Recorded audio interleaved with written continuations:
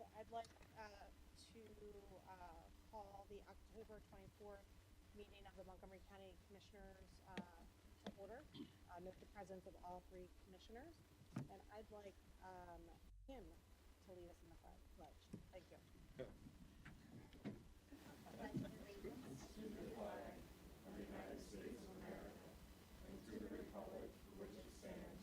One nation, under God, indivisible, with liberty and justice for all.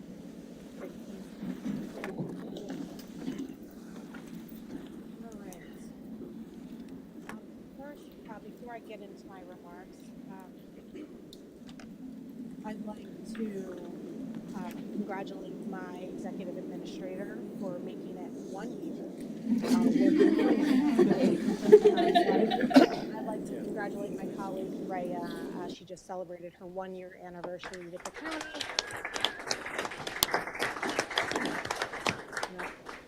I've had the pleasure of getting to know Raya over the last year, and her story and her family's story is one that Americans dream about.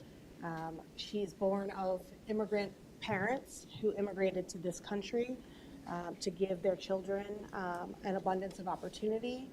Raya joined the county. She was a music teacher in New Jersey and decided to shift careers. You know, I hope that you don't regret that shift. But it's been an honor to work with you. You keep me organized.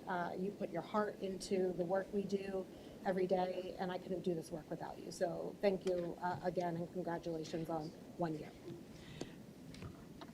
You can.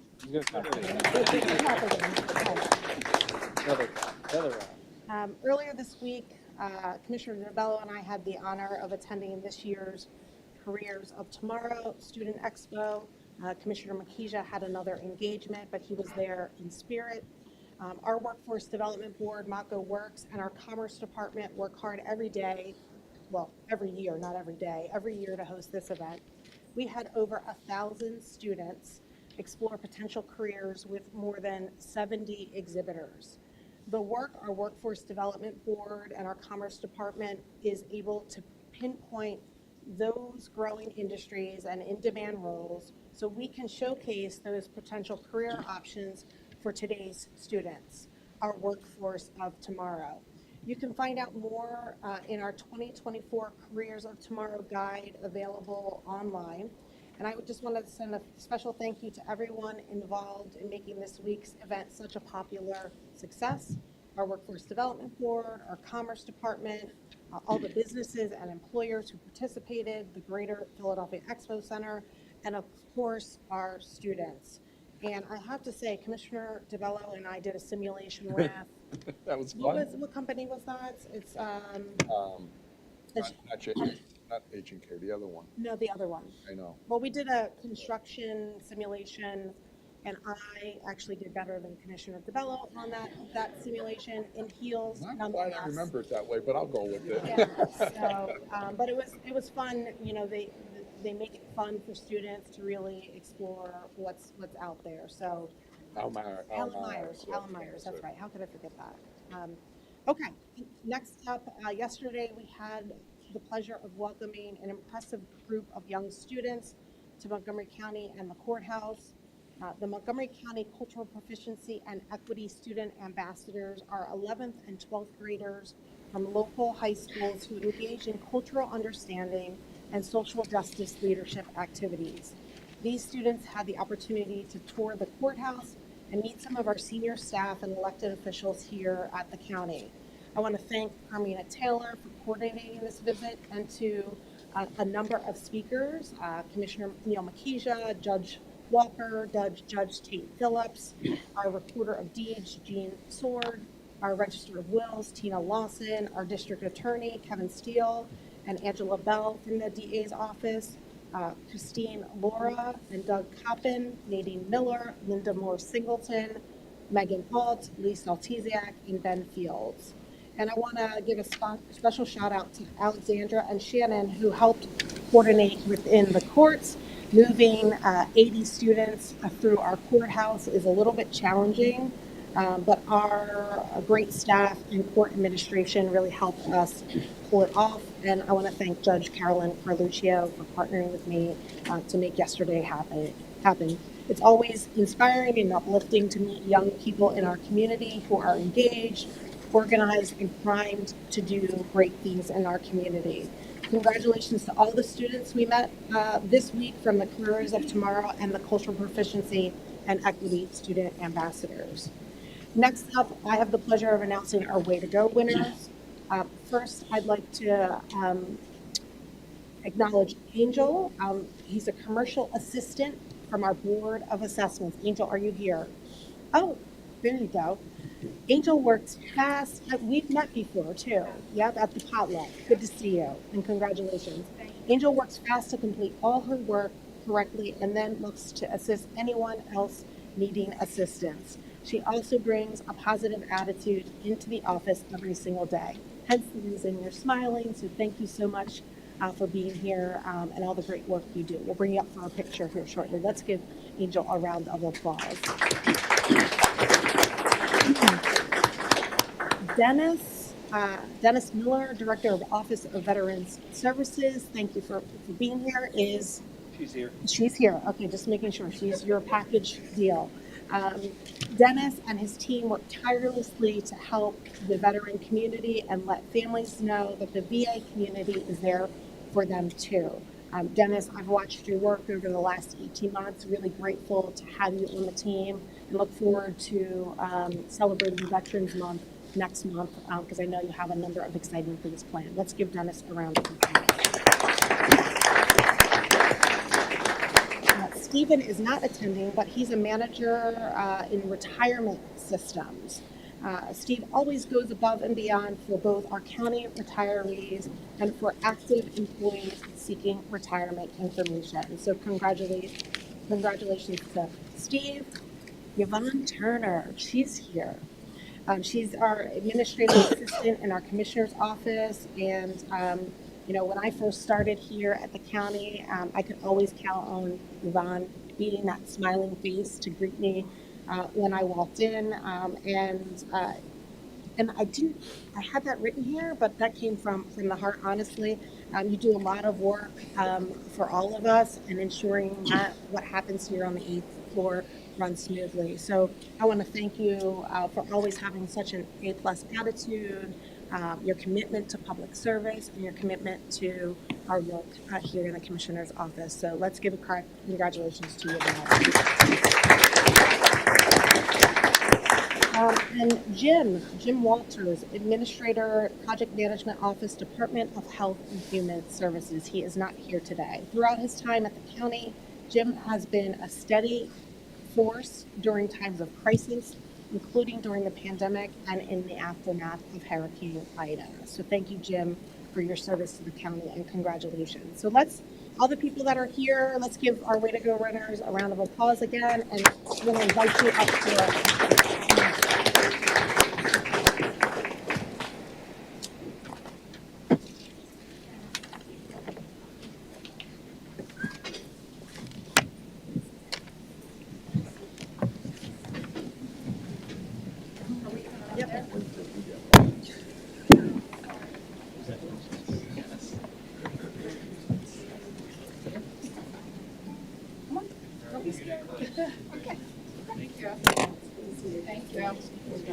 Thank you.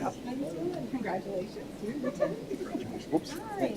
Yeah, congratulations. Thank you. Here you go.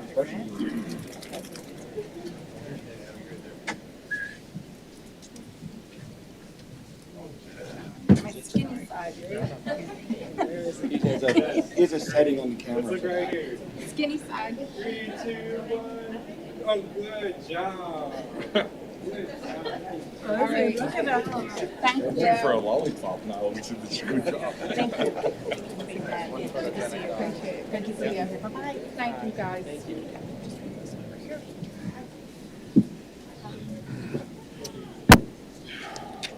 And just a couple more things from me.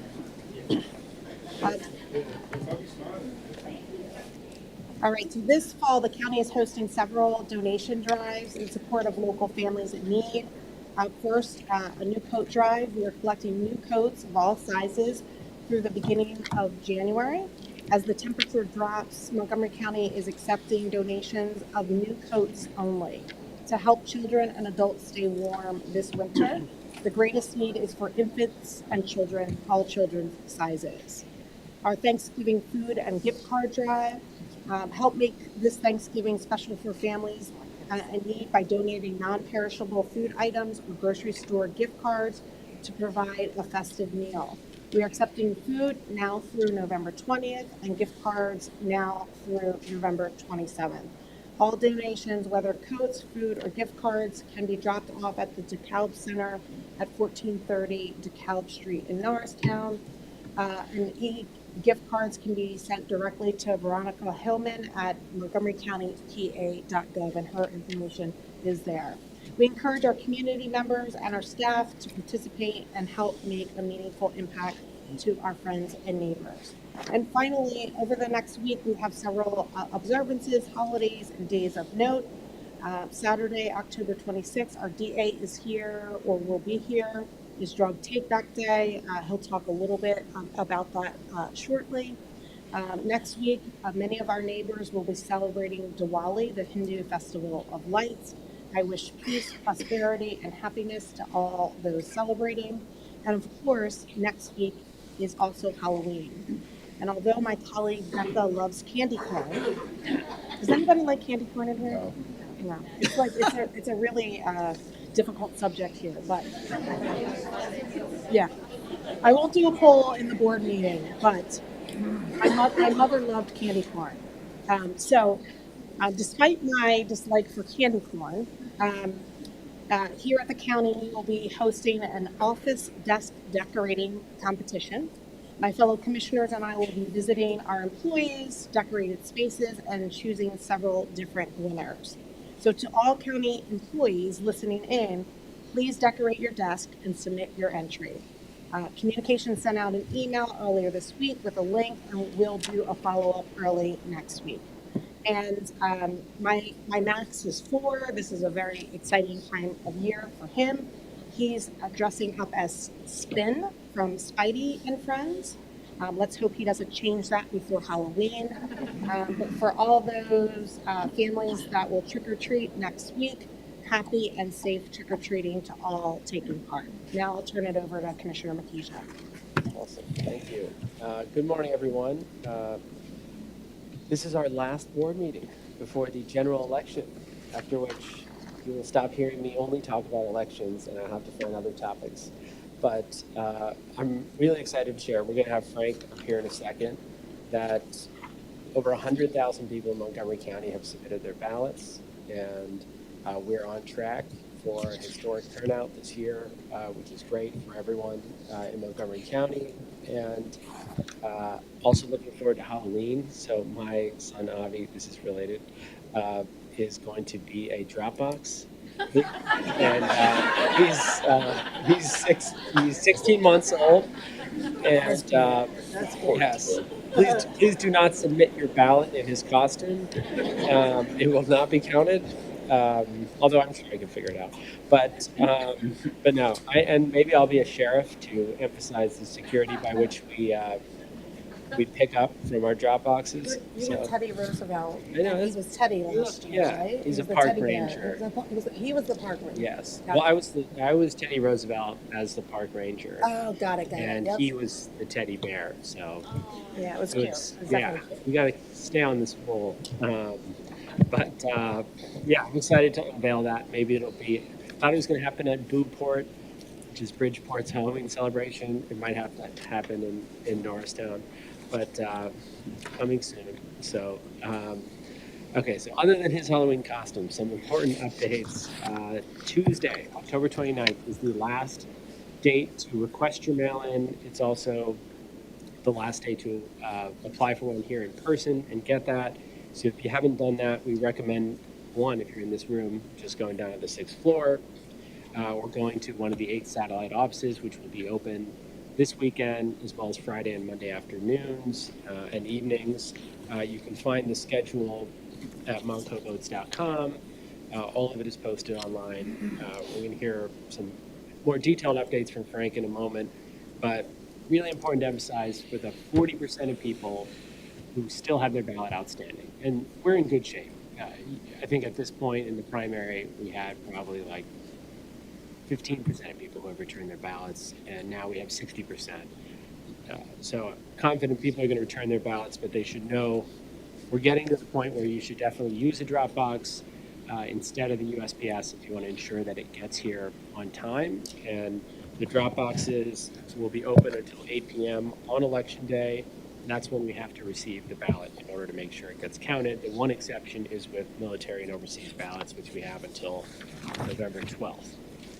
A couple of things in the last week I just want to share. I've been trying to attend as many of the poll worker trainings as possible. We had one at North Penn last night, a couple hundred people, and it's inspiring to hear how many people, one, are new poll workers who are stepping up to participate in the process to help their fellow neighbors vote, no matter their party affiliation, just supporting the process, making sure everyone has their voice heard. And it's also inspiring to see how many people have been part of the process for decades. So there are people who have been poll workers for 30, 40 years in this county. I just want to thank anyone who has participated that long, or whether they're stepping up for the first time this year. It's inspiring to know that there are people who believe in the process, want to support everyone's voting rights here in Montgomery County. And along the same lines, we've done a few new things in the county. We've had the satellite offices. We've had the mobile satellite office for the first time. We've been able to visit a number of different places in the county, senior centers, college campuses, township buildings, fall festivals, and everywhere we go, people are just, their first reaction is, wow, I can actually get my ballot right here and submit it, or I can register. And I think showing this model and this pilot that we want to make our service delivery as accessible as possible and as effective as possible really is a great message. And I know there are other counties around the Commonwealth that are now interested in doing this, and it's a great thing to be able to provide that service. So folks know we'll be reaching out to a number of places between now and Election Day, including being at the community college in Bluebell today, at the Elmwood Park Blue at the Zoo event this weekend, in New Hanover at the Township Building on Monday, in Hatfield Township also on Monday in the afternoon, at Arcadia University on Thursday on Halloween, and then at Collegeville Borough Hall on Friday, November 1st. And so you can see we've been in every part of the county, the west, the east, up, north and south. And we're making sure we're trying to get out to as many places as possible to also provide education. So once the mail-in ballot deadline is done, we're still going to have voter services team showing up to be able to educate them on any questions they have, and that's a big part of what they do. So I want to thank the whole team, particularly Danielle and Adam, for providing that information and showing up across the county and providing the services as well. So beyond that, I'll just emphasize again, we have the 8 satellite offices that are open this weekend. Please be prepared to wait if, for example, registration deadlines pass, so that's not as long, but everything runs faster if you have your ID, so it's helpful to bring one. And then the locations are in Abington, Franconia, Lansdale, Lower Merion, Pottstown, Upper Dublin, White Marsh, and Blue Grove. And you can still just request a mail-in ballot if that's the easiest thing. We will get it to you usually within 3 days, and Frank can give us an update on that. The final piece on this is, it's a big topic, the deficiencies on ballots, whether people have a misdated or undated ballot, or they've got a secrecy envelope. I'm really excited to share that we have probably the lowest ratio of ballots with errors we've had in a long time, or at least since these issues have come up. But there are 353 ballots with deficiencies. That list is published. It's also sent to the political parties. And if you are a voter who's made an error, you should be hearing from people, and you will hear directly from the county as well, either by mail, and if we have your phone or email, we use those.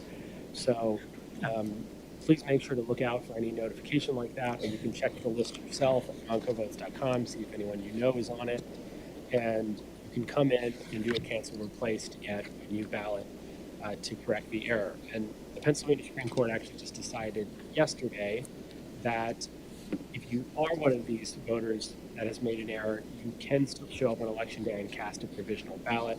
That was in question. There was a chance it would have gone a direction where if you made a mistake, you couldn't correct it and vote provisionally on election day. Thankfully, that's not what happened. So finally, on the elections, we're going to have a town hall, our third town hall of this season on October 29th, 6 to 7 p.m. All three of us will be answering questions. We've had hundreds of people join these the last few town halls, and it's been a great experience to hear about what voters are experiencing in terms of the election administration and how we can best support their needs. And then finally, I'll say Happy Diwali. I had the pleasure of being with Governor Shapiro. He just signed a bill a few days ago to make Diwali an official holiday in the Commonwealth of Pennsylvania, thanks to a number of legislators like Representative Venkat in Allegheny County, Senator Saval in Philadelphia, as well as Senator Rothman, Santa Sierra, and Collette. It was a pleasure to be there with a number of leaders in the community across the Commonwealth to recognize that this is a celebration, not just for those who observe in Hinduism, but in recognizing that Diwali stands for the triumph of light over dark and good over evil, that's something that Pennsylvanians as a whole can recognize. So I wish everyone who is celebrating a happy Diwali this weekend and in the weeks to come. Commissioner DeVello? Okay. So I'm not going to talk about election stuff. I think you covered it. Halloween costume, I'll put out there right now. I'm going as Lee, so should be fun.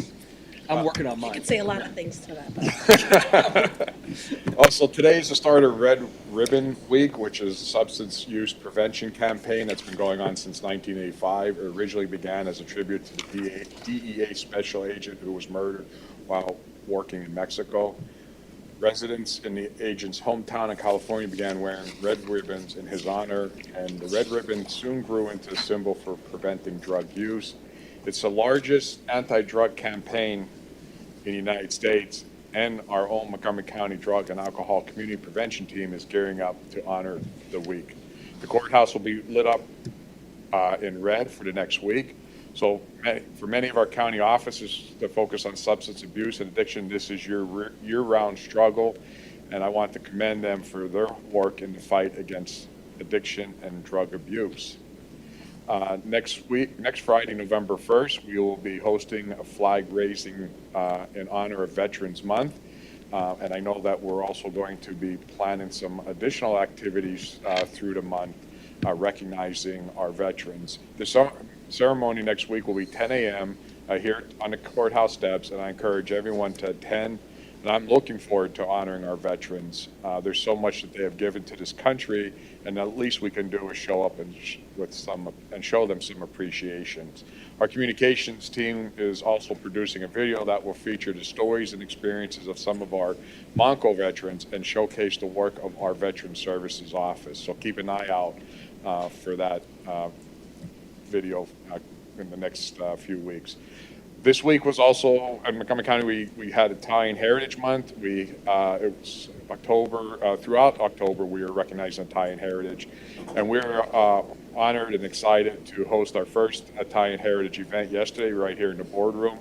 We heard from Dr. Russo, an historian professor at Montgomery County Community College, about the trials and tribulations and triumphs of Italian community in America. It was a great event, and I was glad to see so many folks here to celebrate. We served some cannolis, of course, and we knew that would be a big hit. So we look forward to continue through the rest of October and look at making plans for next year. Also, as Commissioner Weiner said, we were at the Montco Career Fest. It was just watching the students coming in from all the different high schools and seeing all the opportunities that await them is exciting. And the kids were really excited to see these opportunities. And we have so many amazing companies throughout Montgomery County that have these opportunities for students that go to college, come back and work within their career that they choose, or there's opportunities for students that come right out of high school and go right into the workforce.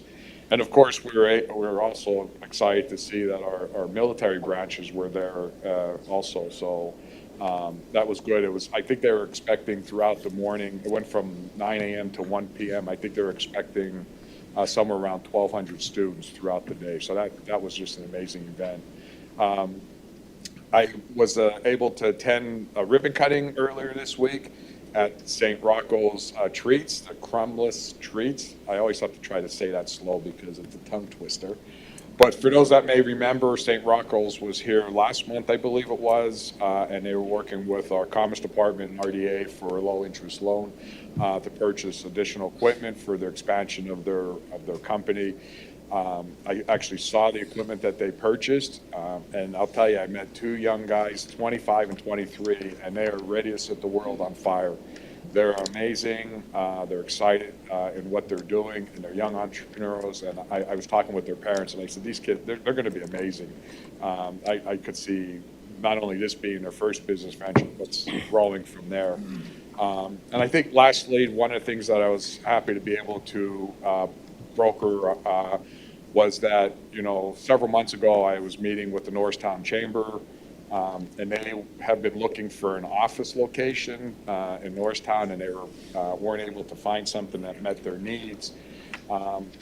Coincidentally, I was over meeting with RDA. I was in their office several months ago and talking with them, and I noticed that they had a lot of unused office space. So I actually pulled representatives from RDA and the chamber representatives together, met. They toured the office, and I'll tell you, it was like a match made in heaven. They were excited. So RDA subleased a portion of their office to the Norristown Chamber right here on Main Street.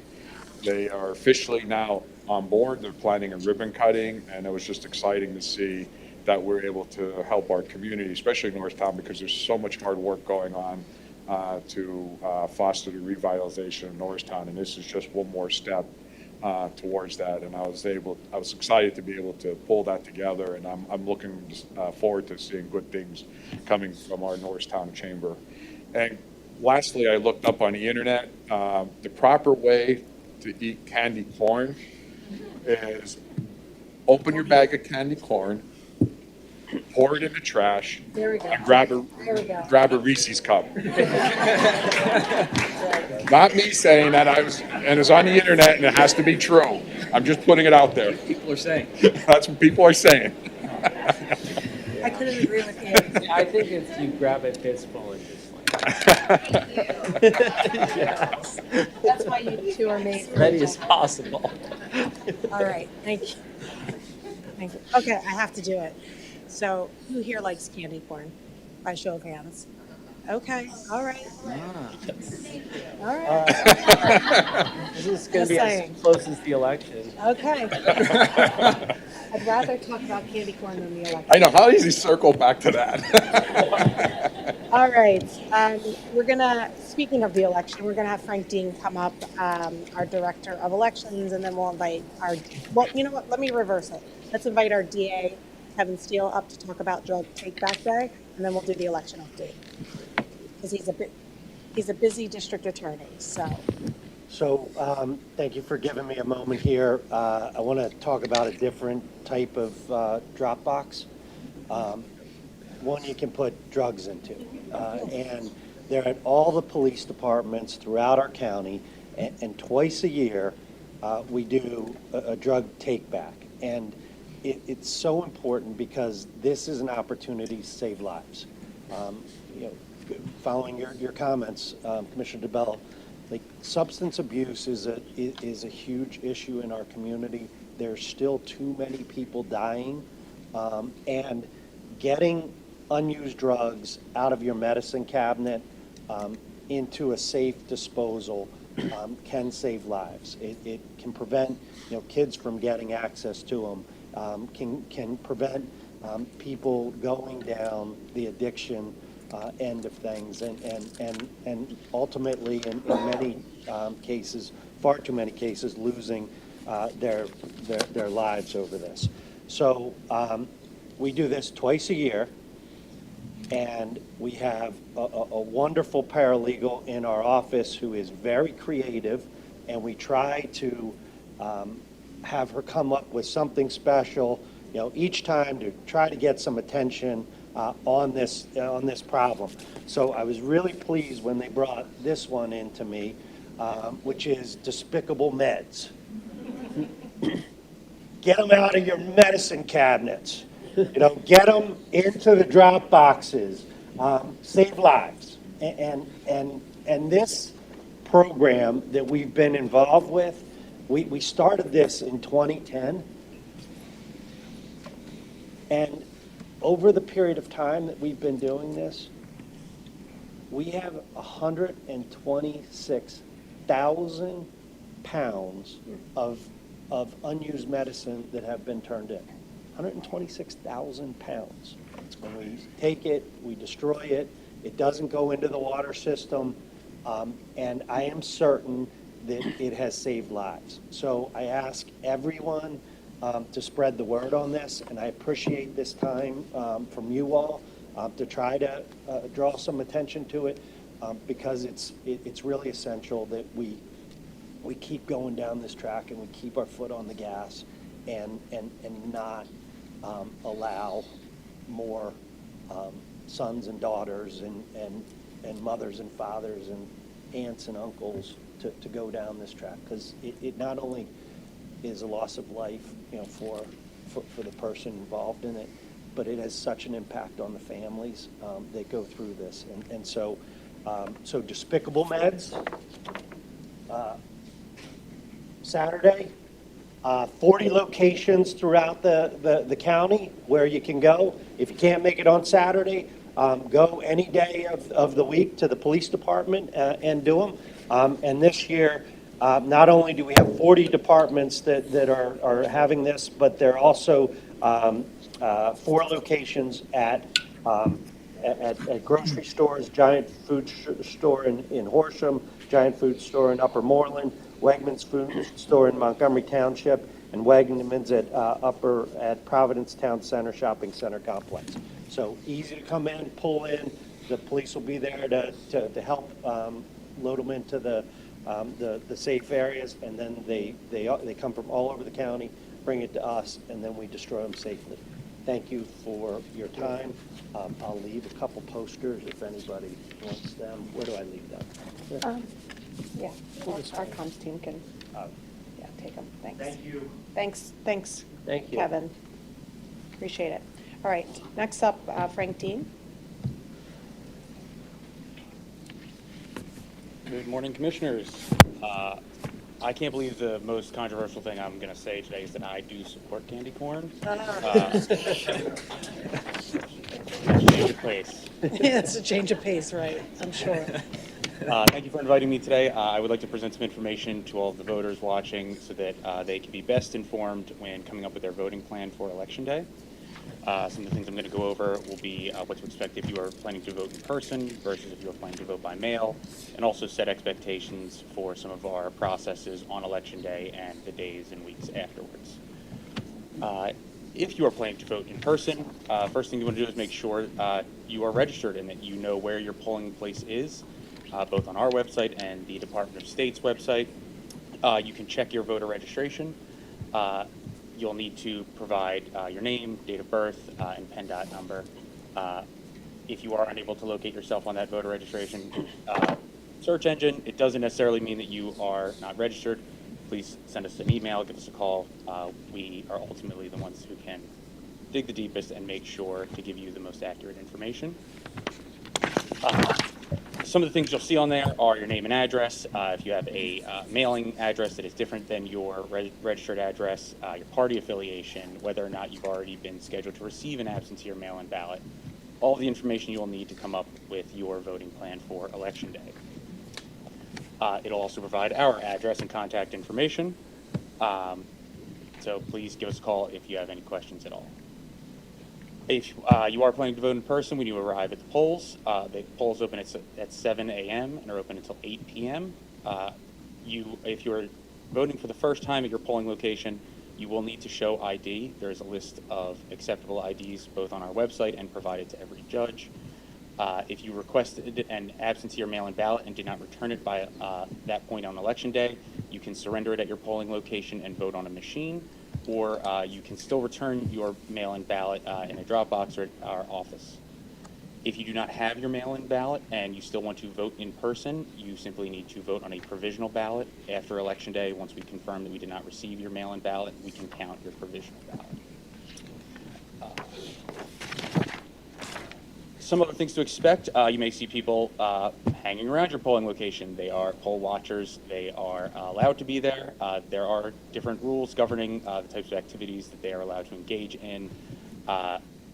The way to identify a poll watcher is they should have a certificate issued by my office. If they do not have a certificate, please give us a call. If you see anyone inside the polling location engaging in any type of politicking or electioneering, please call our office so that we can handle that. No one should be engaging in any of that behavior inside your polling place. Other people that will be inside your polling place are your poll workers. We're very lucky to have a very robust group of poll workers. We currently have 2,800 scheduled to work this election. All of our judges have been assigned. All of our polls, we believe, are fully staffed to the point that we will need for this election, but we are getting people in the wings, so to speak, in the event something comes up last minute, so that we can accommodate and serve as many voters on Election Day as quickly and efficiently as possible. Some machine misconceptions. One of the most popular ones have to do with Sharpie markers. We do recommend using a Sharpie to fill out your ballot. It will bleed through to the other side. We take that into account when we design the ballot. It will not affect your vote choice. That being said, if you are still concerned, you can use a pen or pencil. We just ask that you fill in the circles, the ovals for your choice as dark as possible to make it easier for our scanners to read. If you have already submitted your ballot and you think, oh no, maybe I didn't fill in the ovals dark enough, all of the ballots that have undervotes are adjudicated after Election Day by real people. We don't just leave it up to a machine. A bipartisan team, a Republican and a Democrat, will look at any ballots that have what are called extraneous marks or undervotes, where the computer can be sure about a voter's decision or a voter's intent, and those two people will actually determine that intent based on the law and guidance from Department of State. If you do encounter an issue at the polling place, or if you make a mistake on your ballot, you can request an additional ballot. Simply go over to the judge or the clerk and ask for a new ballot, and they will issue you one. If you have any trouble filling out the ballot, every polling place has an ADA device called the ballot marking device. It's a giant tablet that lets you touchscreen your choices and print out a ballot to feed into the scanner. If, however, you are planning to vote by mail, one thing to keep in mind, the deadline, as has been mentioned, is next Tuesday, the 29th at 5 p.m. We have to have received your application by that point. We are mailing ballots every single day. If you have not received your ballot and you received an email over a week ago saying that it was on its way to you, I recommend that you submit a cancel and replace to my office. You can get that form on our website, moncovotes.com, under the forms section. It's a request to cancel and reissue a ballot. It can be done entirely online. No more need to print it out and sign it and then scan it back to us. We've recently reworked a number of our forms so they can be done entirely electronically.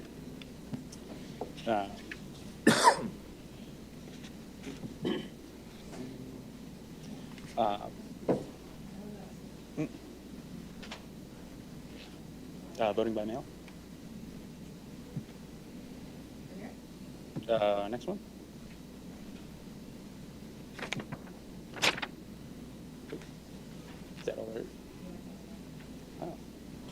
All right, well, I will go off of my sheet then.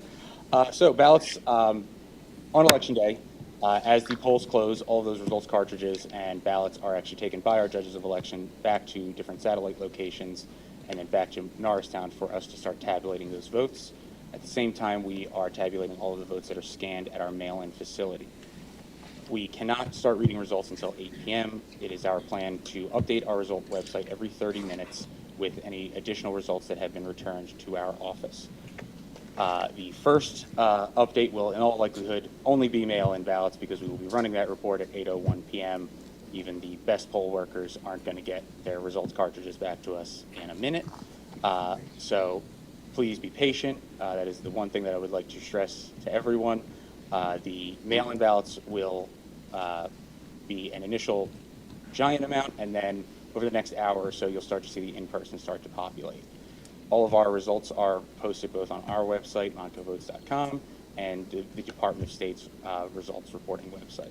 Can I ask you a quick question? Sure. Is there any order in which these are being tabulated? Like, I know that the ballots are sorted through the Blue Crest. When the first batch comes out, is there anything they have in common, or is it just a random assortment of mail-ins? We move through the room in numerical order through the precinct codes. So it does not move alphabetically. Our precinct codes don't line up that way. So I think we would start with blanking on it. 010 is the beginning of it, but it's not in a. We move precinct by precinct, but we don't move alphabetically. I'll say that. By the time the 8 o'clock drops, I'm hoping that we are well towards the middle to end, hopefully. Got it. The in-person are staggered. It's going to be whenever those results cartridges come back to our satellite offices and then are transported back to Norristown. We are not allowed to start opening mail-in ballots until 7 a.m. on Election Day. That's why there's often that delay after polls close in completing mail-in ballots. Based on the number of ballots that we are mailing and our typical throughput for opening and scanning ballots, I do anticipate that we will finish around 24 or 25 hours after 7 a.m. on Election Day. We are scheduling, however, until noon the next day with canvassers. And I'm happy to report that all of these shifts currently available through 6 a.m. the day after Election Day are full. So we will be operating at maximum capacity for 24 hours straight, at least.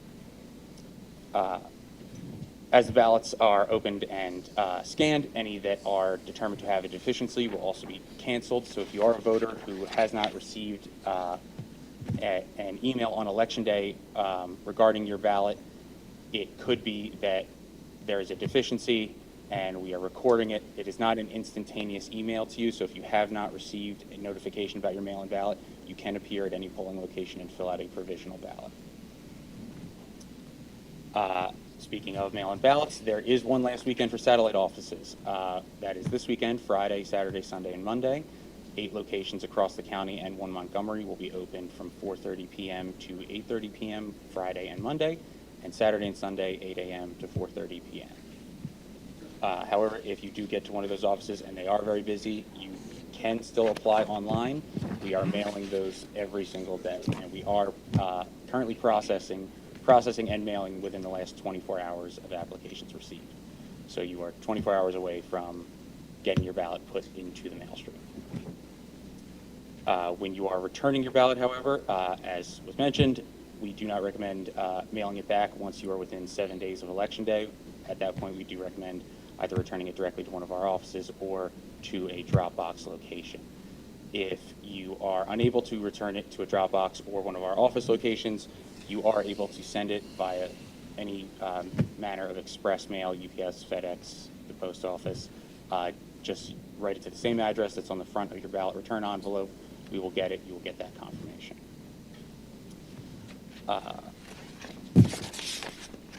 Lastly, after all of the results have been tabulated from Election Day, there are a number of ballots that will still be outstanding, namely provisional ballots, military and overseas, any damaged ballots that need to be recreated, and any ballots where voters still have an opportunity to verify their identity.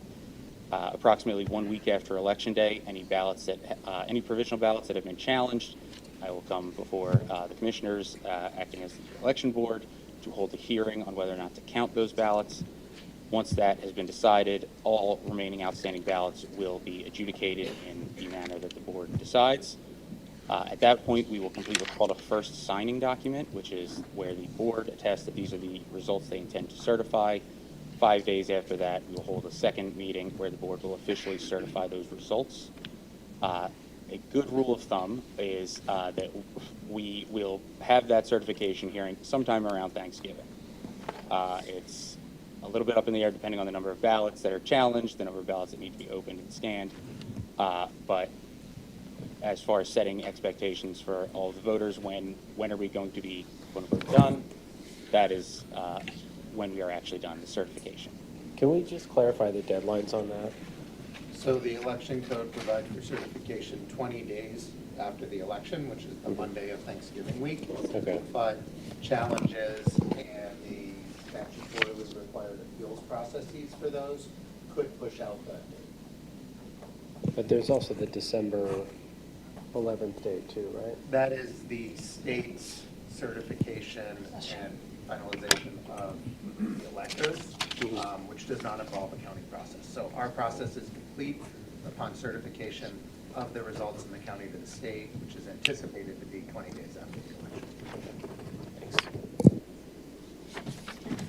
election. During that time frame, we also will be conducting our statutory audits, both the 2% statistical audit and the risk limiting audit with the Department of State, the results of which we will publish following their completion. Just to clarify, those happen before the certification. Before the certification, yes. Following certification, we will get ready for the next one. Just one last time, the important dates to remember: this weekend is the last weekend for satellite offices. Tuesday is the last day to apply for a mail-in ballot, and any mail-in ballots need to be received by 8 p.m. on Election Day. If there are any other questions, I'm happy to answer them. Frank, quick question. The mail-in ballots, that there seems to be a way overabundance of envelopes that are coming back sealed. The ones that, I know if people called and we're telling them to just, if it's the inner envelope, the yellow one, if they open it, they could put their ballot in it and then they could tape it closed. Yes, sir. I think in one of the canvasser trainings, I don't know if it was true or not, that's why I'm asking a question. Is, when those envelopes, or when those mail-in ballots are opened, are they going to be counted and processed like all the other ballots, or are they going to be recreated? No, the recreation process is only for damaged ballots. Assuming those envelopes open without damaging the ballot inside, they would be flattened and scanned, same as any other. Are we still getting calls, or is that starting to slow down? It's starting to slow down, especially with all of the subsequent drops. There hasn't been any rain in October, thankfully, so it's removing a lot of that headache for us. Right. But voters who do receive a sealed ballot envelope can open it, can place their ballot inside either the secrecy envelope and then tape it, or inside the return envelope and tape it. You only need to initial, however, the return envelope. If you initialed your secrecy envelope, that's okay. Initials alone are not qualifying identifying marks as part of our policy, so we will still be able to count that. However, do not use anything like a return address sticker to seal your secrecy envelope. That would identify you as that voter, and we would not be able to count that ballot. But aren't we calling people, we're calling people in the event that there are questions, right? That if they haven't taped it and initialed it, we are calling, or we could proactively reach out to people? If they taped it and did not initial it, we are calling to verify that they are the one who cut open and resealed the Got it. envelope. If they initialed it, we are letting that pass. Got it. And any ballot deficiency, the voters are being contacted by email, phone, and letter. And the mail-in ballot outer envelopes, if they're damaged, people call and say their envelope is damaged, and they do the change, or cancel ballot, request a new ballot, are we telling them to just discharge or disregard their other ballot, or are we making them Yeah. bring them in? They can just destroy that ballot. Our system allows us to cancel that ballot so that when it does come in, every ballot has to go through that Blue Crest scanner, which flags that barcode. Once that barcode's canceled, the machine spits it out. None of those ballots get counted. They all get sequestered in a locked cabinet. It's the only cabinet that doesn't have wheels in that room for a reason. And we leave those untouched for record keeping sake. Right. And, because this one I hear a lot, so I want to just make sure we're, because people think that their sealed envelopes are more or less party-specific, so I think we got to make sure that independents and everyone knows that it's not party-specific. It's just by coincidence that this has been happening. Right. We had a very wet and humid September. We got our ballots out while we were still enjoying a lot of the heat of the summer, and that kind of humidity causes ballots to arrive sealed. It happens every election. There is no. That would be some weather if it was, targeting envelopes for Democrats. Well, Yeah. We had to put the position of the security hole to rest, because that one was also. And I think we should make sure we put a public service message out there, which I don't agree with this, us putting names on our county website. Unbelievably, there may be unscrupulous people out there that will go knocking on somebody's door. And it was reported, I'm trying to get more information about that somebody, it was an elderly woman, they knocked on her door, they said that they needed to see her ID, and they requested her ballot, and she gave it to them. I'm trying to verify and get more information about that. But I think we need to make sure that people understand that, A, we're not sending anybody to anyone's doors that I know of, right? No, you're not. Right, so people need to, we've got to make sure people understand that do not, if somebody comes knocking on your door, do not, give them any personal information, don't give them any identification, don't give them anything. Say, thank you, I'm going to contact voter services directly. So I Yes. think we need to make sure we get that out there.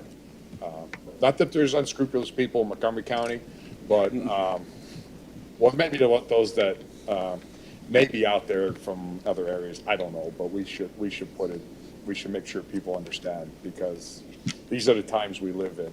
Yeah. People find any opportunity to take advantage of others quickly. No, just to really drive that home, we are, Montgomery County Voter Services is not coming door to door. So if someone is appearing at your door asking to see your ID or your ballot, do not give it to them. Please call our office and let us know right away. If you do have a deficiency with the ballot, we are reaching out. We do have it on the website, but we are also making our own efforts to contact voters. You should always deal directly with voter services. Right. Even if it's a party or a candidate that you support, please deal directly with us. Right, I mean, that's the point, is that if anybody comes knocking on your door, do not give them any information. I don't care what party they say or who they say they're with, whatever. Do not give any information, do not give any personal information, any identification, nothing. Close the door and say, I'll thank you, I'll contact voter services. And what I would say is, as we get a lot of incoming in terms of what people, are hearing and experiencing, and we're doing a proactive job of trying to debunk what's real and what's fake. So you'll start to see on our social media channels that we're proactively trying to be responsive to, in this instance, if it was a senior and that was their experience, not necessarily misinformation, but we're trying to just keep a running list of issues that people are raising, and how do we proactively as a county bring truth to light. So, and I appreciate the team that's been working on that. So. Yes, we have worked, the Comms Department has put together a bunch of great myth-busting one-pagers and also voter information guides that we've gotten translated into a number of different languages. All those are available at montcovotes.com under 2024 General Election Information. If anyone has any questions at all, please make sure that you are trying to get a hold of us. I understand that the phones are extremely busy. We are retasking even more resources to the phones. We are receiving 3,000 calls a day. I would recommend at this point that you submit your request to us through the Contact Us form. That allows us to batch respond. So if you are having the same issue or question as 100 other people, I can answer all 100 of you at the same time. So if you are having trouble getting to the phone, please submit a Contact Us form to get your information. Got it. I'll just add one piece, which is that, I think there are groups that are trying to be helpful, and it is helpful to the extent that you're not able to reach everyone who has a deficient ballot, and sometimes you call and they don't pick up. But the best practice is just to know that they can go to montcovotes.com, they can check the status of their ballot on there, they can even look at the public list and see if it's deficient and follow the instructions. As such. If it's a deficient ballot, we just need a cancel or replace form from you, and within 24 hours of receiving that form, a new ballot will be mailed to you.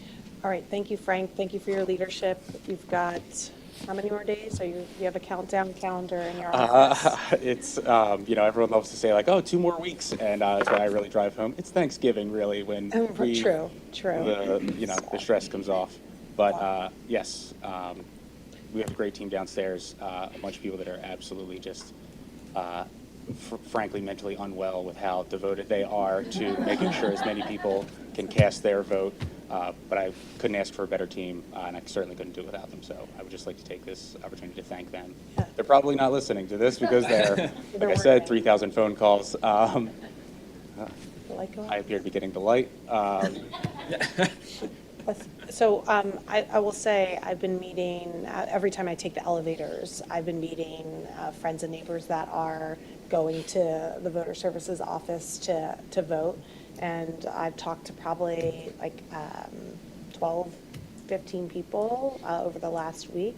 And just people are really pleased with the experience. So I know it's been a heavy lift for your team.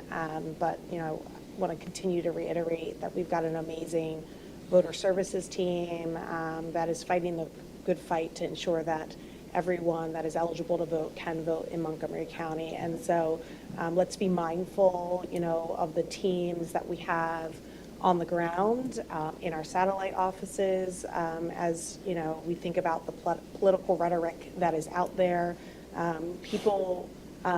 Let's make sure that we keep the temperature down so that people can perform their jobs from here through election day. And so I recognize people, are doing a lot of great work to help us deliver on our election. So please extend my thank you to your team, because they're probably not listening. Thank you. Thanks, Frank. Thank you. Thank you. Okay.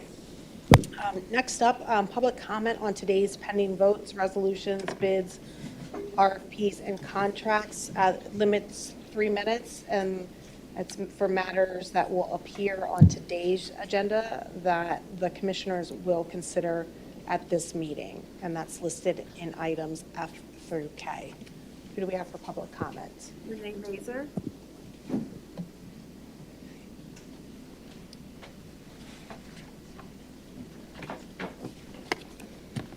Hi, I'm Renee Mazar. I'm a licensed attorney, and I've been working with Pennsylvania Fair Elections, Monco, and the Delco Deep Diver Citizens Group.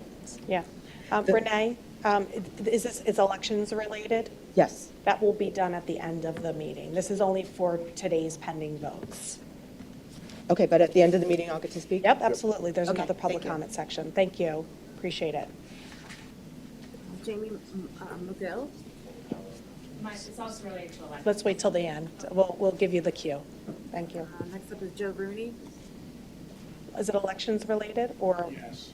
Okay, I figured. So we'll do it at the next public comment section, which we'll get to quickly. This public comment is just on agenda items that we will be voting on moving through the rest of the agenda. All other comments unrelated to agenda items will be at the end of the meeting. Okay, great. Let's move to approval of the minutes. I'd like to make a motion to approve the October 10th, 2024 minutes of the Montgomery County Board of Commissioners meeting. Is there a second? Second. Seconded by Commissioner Makija. Any board comment? Hearing none, all in favor? Aye. Aye. Neil? Aye. Motion carries. Next up, resolutions. I'd like to invite Kaylee Silver up to talk about the Pennsylvania Housing Affordability and Rehabilitation Enhancement Grant. Thank you for being here. Thank you. Good morning. I'm here today to respectfully request a required resolution from the board in order to submit a grant application to the Pennsylvania Housing Affordability and Rehabilitation Enhancement Fund, or FAIR. FAIR receives its funding from a number of sources, including a portion of the realty transfer tax and money from the National Housing Trust Fund, and it is managed by the state and by the Pennsylvania Housing Finance Agency, or PHFA. My office, out of Department of Health and Human Services, does apply for it every year. All counties in Pennsylvania are eligible to apply, as well as nonprofits, developers, and other organizations. Montgomery County Department of Health and Human Services Office of Housing and Community Development, via the Your Way Home program, desires to submit an application for funding to FAIR to support households experiencing or at risk of homelessness to help continue and increase our efforts there. We have typically been graciously awarded. Our latest award was recent, and now the new funding application is open. We hope to submit an application requesting $1.5 million to support our rapid rehousing programs, our street outreach programs, and emergency shelter operations, as well as some administration. This, if awarded, will benefit at least 300 very low and low-income households who are either experiencing homelessness, regain and maintain permanent housing, as well as have temporary housing services or street outreach services. This will be then done through direct financial assistance, rental assistance payments, crisis services, and the like. The grant application requires a resolution, which is why I'm here today, and we will submit it later in November if approved. Thank you for your consideration. Great. I'd like to make a motion to approve resolution number 1 as described by Ms. Kaylee Silver. Is there a second? Second. Seconded by Commissioner Makija. Any board comments? Hearing none, all in favor? Aye. Aye. Motion carries. Thank you. Thank you. I'd like to, before we go into G2, I'd like to note that Lorraine Bloodgood will be submitted in for Alicia Terezi. So I want to make a motion to amend Exhibit G2 to reflect the substitution of Lorraine Bloodgood for Alicia Terezi. Is there a second? Second by Commissioner DeBello. Any board comment? Hearing none, all in favor? Aye. Motion carries. So I'd like to make a motion to approve resolution number 2 as described on Exhibit G2. Is that how I say it? Okay, I got it. I was just making sure. Is there a second? Second. Seconded by Commissioner Makija. Are you going to come up, Lori, and talk about it a little bit? Okay, so I'm going to have you come up before we vote. Thank you. Probably should have let you do that first. But, Good morning to all the commissioners. Thank you for inviting me up. And before I address the commission, I wanted to just talk about something very controversial, which is the candy corn debate. You can also take candy corn, cut it up with walnuts and butter, and put it on butternut squash, cook it, and you can follow me for other recipes of how to make healthy food into unhealthy food. My specialty. Okay. So, but do you like candy corn as is? I do like. Okay. I All right. do like candy corn. Yeah, That's do. fine. Only at Halloween time, though. Okay. All right. Okay. So, first of all, I was very honored to be the head of the selection committee for this wonderful commission that we are going to have. I want to thank the committee members, Dan Clifford, Joseph Ciandra, Karen Sanchez, Brian Reese Turner, for the many, many, many hours they spent working on this. We were so, I don't even know the word for it. I was blown away by how many people applied. We had close to 100 people that were all wonderful, wonderful candidates. So if you are not somebody who was selected, please don't think that was a reflection of your candidacy, your background, the things that you submitted. There were so many people that we could have really put onto this commission, and that's why we spent so many hours being very deliberate in our choices, because we wanted to have diversity in lots of ways. So we have people from every part of the county, so, from west, north, east, all over the county. We had all age groups. We have from high school to seniors. Professionally, we try to make sure we had people from all different career backgrounds so that we could really address all of the different things that might come up and need to be addressed by a commission, such as that would work on issues that would be related to LGBTQ plus people. And so I think that we really came up with a good list that can cover many of the concerns, give advice, and assess what needs to happen in our community. So again, thank you for considering this and being really forward-thinking in having this commission. So thank you. Great. Thank you for your leadership, Lori.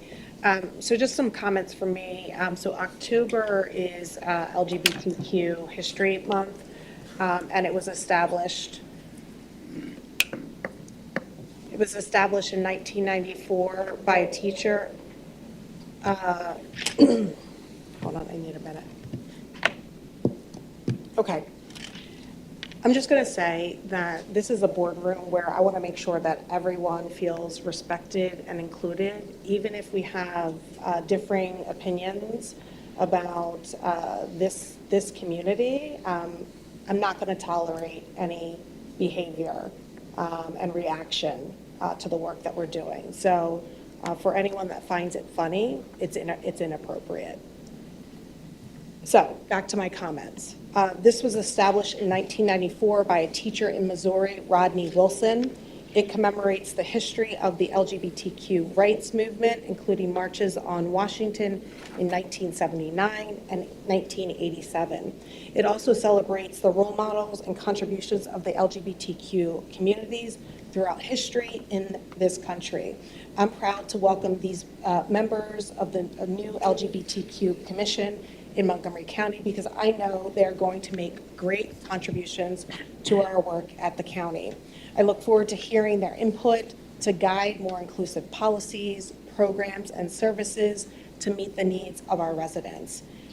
As Lori mentioned, we had a huge response to our call for members of this new commission, and I want to thank everyone who took the time to tell us their story and share their perspectives. The number of applications we received demonstrates the value of creating spaces and forums where different lived experiences and perspectives can help shape how government works. And as it is LGBTQ History Month, it's worth noting that for much of our county's history, forums like this commission did not exist, especially not in government. And so there are a number of people that I have met along the way in my journey to this dais. I want to thank people like Lori. I want to thank people like Dan Clifford. I want to thank people like Ricky Buttacavoli, who will serve as a senior advisor. There are people that have been advocating for this work. There are people that are advocating so that Montgomery County becomes and remains an inclusive place for all people, no matter who you love. And so this is a demonstration that not only shows that all are welcome here in Montgomery County, but it makes a strong statement that your voice is important and deserves to be heard when we are making decisions as a board. And so I want to congratulate everyone that was appointed today. We are excited to partner with you and continue to make Monco the best place to live, work, and raise a family.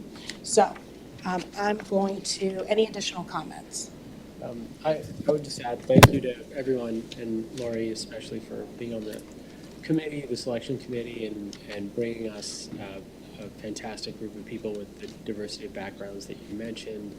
And, this isn't always understood, but the work isn't done.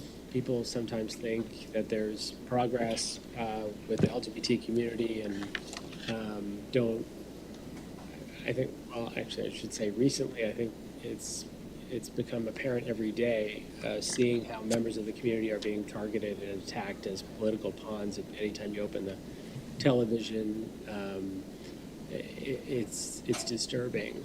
And the need for this committee is apparent when we see what's happening, where members of the LGBT community are just are being targeted. And we have to find ways to, at the county level, protect civil rights for everyone. And I'm particularly interested in seeing how we can work with the townships and municipalities, because they have authority to enforce civil rights and through their human relations commissions. And that's something we can't do at the county level currently, but we can continue to partner and collaborate as well as with the state. So I know that's a big piece, is that intergovernmental collaboration to ensure that we can fully protect people's rights. Any other comments? No, I mean, like any group, I mean, there's many groups that are targeted every day. I mean, look we see what's going on within our Jewish communities. So I think that it's important that we all just respect each other and try to get along. It's not acceptable for any one group to target another group, and that's what we have to continue to stand behind. But let's keep in mind that there are many groups every day that are targeted and harassed continuously. Okay. So are you you're in support of this? Okay. So moving to a vote, all in favor? Aye. Motion carries. Congratulations to all the new board members. All right, next up, the personnel list for October 24th, Ms. Catherine Halen. Good morning, Commissioners. You should have in front of you the final copy of the Commissioners' Department Personnel List. It is a 3-page document dated October 23rd, 2024, with a timestamp of 9:45 a.m.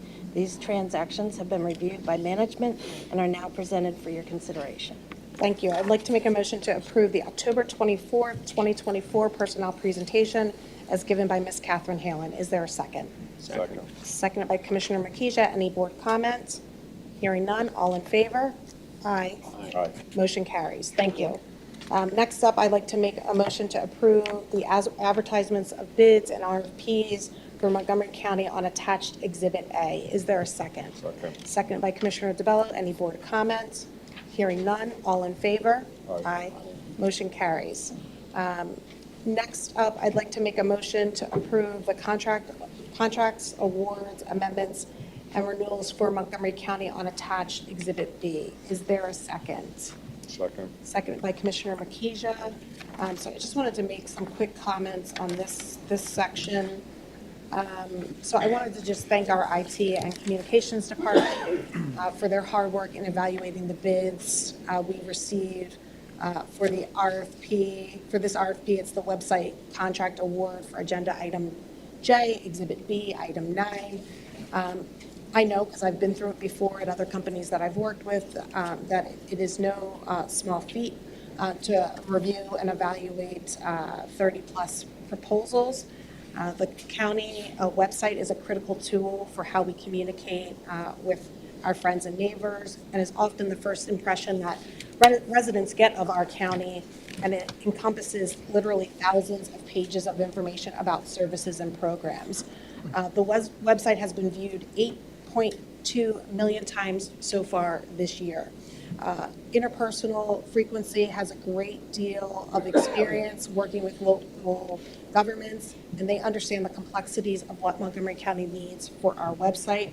They take security and operations very seriously, along with user experience, design, and searchability, which is incredibly important when thousands of pages with dense information are involved. So I look forward to working towards an improved website experience for our residents, our local partners, and also for our staff who maintain the site's content every day. Any other board comments?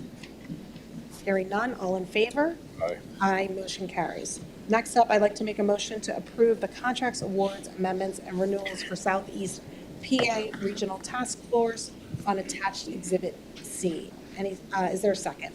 Second. Second by Commissioner DeBello. Any board comments? Hearing none, all in favor? Aye. Motion carries. All right, next up, general public comment, limit to 3 minutes. Speakers may comment on matters that are or may be before the Board of Commissioners. And all public comments must be relevant and germane to county business. Renee Mazer. You want to add one thing before public comment? Go ahead. Yes, we may not answer everything immediately. Yeah. Oftentimes, if there's a slew of comments on a particular topic, it's best to take them all at once and answer at the end of the period. So just giving everyone a heads up. Great. Who did you name? I'm sorry. First up? It's okay. Renee Mazer. Renee? Okay. Yes, now it's clear. Thank you for your patience. Okay. I am Renee Mazer, a licensed attorney, and I have been working with Pennsylvania Fair Elections, Monco, and the Delco Deep Divers Citizens Groups.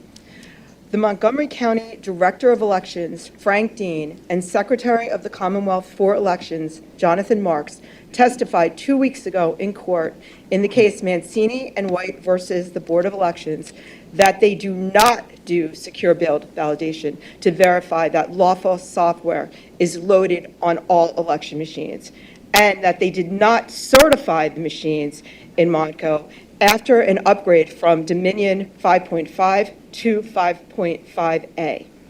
These are violations of federal law.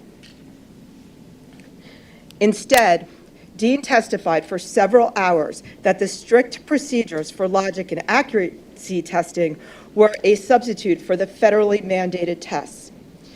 The judge's ruling basically said, it is my understanding, that the procedures were sufficient to circumvent federal law. I also understand that the petitioners will be appealing and should win. Fast forward to logic and accuracy testing and the strict procedures testified to by Frank Dean. Qualified observers witnessed the first run of a 13,000 ballot test deck and saw the ballot images were dropped into a hidden file folder, and they objected because that should not have been. They had to rerun the test.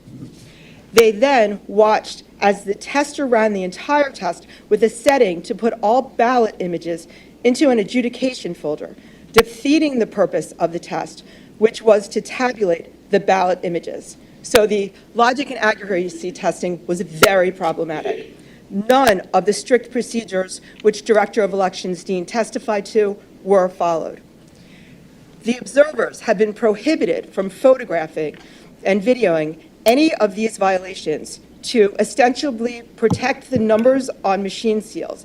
Yet, the seals and memory cards were observed laying about with none of the security or chain of custody attested to by Mr. Dean in court. The citizens group has been videotaping drop boxes and the satellite voting locations and had video of ballot box stuffing, and most concerning, the Director of Elections Dean entering the satellite voting center at 11 p.m. at night. After reviewing video, it was clear that there was a device swap out. I understand that reports that mail-in ballot envelopes are being delivered to voters that have been glued shut and must be cut open and then resealed with tape, which will, or rather should, result in an automatic removal from the processing and tabulation. The citizens group have been repeatedly confronted by workers without IDs, in several cases directly threatened, and they received... Renee, your time is up. Thank you for your comments. I'll answer one part of this very quickly. Just in regard to the lawsuit that was mentioned regarding our voting machines, as was stated, our Director of Elections had to testify, had to take time out of overseeing the administration of the election to deal with this lawsuit, which was frivolous. Here's what the judge said in the suit. The petitioners, who were making the claims that were just made, failed to produce any evidence that Montgomery County has violated any federal or state law. Petitioners have failed to produce any evidence of any inaccuracy or errors in Montgomery County's use of the Dominion Democracy Suite 5.5A voting system. petitioners have failed to produce any evidence that the testing procedures employed by Montgomery County are unlawful or inaccurate. The evidence in the hearing, the evidence that was produced in the hearing supports the opposite conclusion, that the voting system has been extremely accurate in properly recording all votes in Montgomery County elections since its implementation. I'll just leave it at that. Who's next? I got a comment, because we keep saying this is frivolous, and I keep sitting back, and I don't want to get into this, but now this is the last time.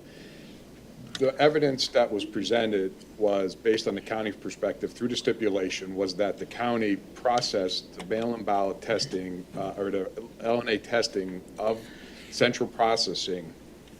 If we remember correctly, which was originally scheduled to start the week before, but when the lawsuit was filed, and this was through the stipulation, when the lawsuit was filed, Montgomery County Voter Services, we pulled back on sending out the mail-in ballots.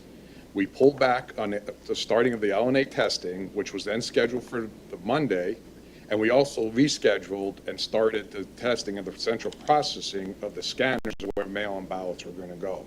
The reason why the case was then proceed the way it went was because the stipulation was that that's the process that we followed. If the lawsuit was never filed, we would have started, and we would have stayed on the original schedule of what we were starting LNA testing the week before. We didn't have central processing scanners scheduled to test until the end, and the mail-in ballots would have been sent out. So let's be clear about what really happened and focus on, why the decisions were what they were. That was the stipulation by the county. So That's a different case. it's not, that's the case we're talking about. That is not a different case. The case in which That is the case we're talking about. All right, we're not going to do an argument here, okay? I want to make sure that everyone that's listening, right, hears the facts and the good work that we're doing in Montgomery County. So I'm not going to entertain an argument. Yeah, Okay. no, I just read what the judge said. No, that's fine. And I'm not entertaining an argument. I am a commissioner, and I I understand, my free and will I'm- to speak. And my free will to speak is that all I restated was what was stipulated by the county during the case. And I'm telling you, I'm not going to argue. I'm not You've said arguing. what you needed to say. Commissioner Makisha has said what he's needed to say. We're moving on. Next up. Next up, Jamie Mogul. Thanks, Jamie, for waiting. Sure, of course, thank you. Well, I'll just say first, Jamie Mogul, live in Lower Marion, proud team candy corn, including the Duh, Harvest Jamie. Mix. I even like to point out that Becca has a candy corn dress on. I am the representative of Team. Okay. But now I'm actually here also in my capacity as president of one of the Regional League of Women Voters. And aside from what we just saw, I do want to point out and make sure to thank you all. So much so that I invited some international observers. I did let some of you know who are part of a Democratic observation legal team going across Pennsylvania and the United States, but particularly these observers are here to see what I told them is a county I am proud to live in because, as you said, Commissioner Winder, you do communicate. You do try to emphasize access to voting.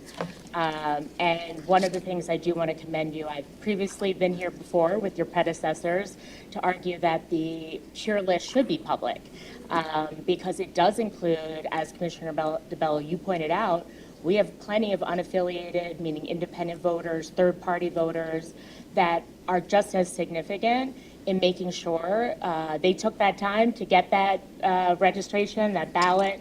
They too should have that opportunity. I do also want to commend you on the videos that you've put out, even regarding the sealed envelopes, even how to fill out the envelopes. We've been doing that as well. I've heard also from members about the trainings, how great the trainings have been, and also how our county allows high schoolers who may not be eligible to vote. We're one of the first that did that and has an extensive program. I think you all are emphasizing, whether you agree or not on how people vote, you're emphasizing that they do have options. And that is really what's important here. At the end of the day, that we try to get all eligible voters access to the ballot. So I just want to commend you, let you know they're here, and they're actually going to go downstairs afterwards to see the election office as well. So thank you so much. Oh, and thank you to Frank Dean. I know you probably left. Yesterday, late shout out was Election Hero Day. I think he and his staff are more than worthy of that honor. So Thank you. Thanks for being here. Thanks very much. Next up, Joe Verney.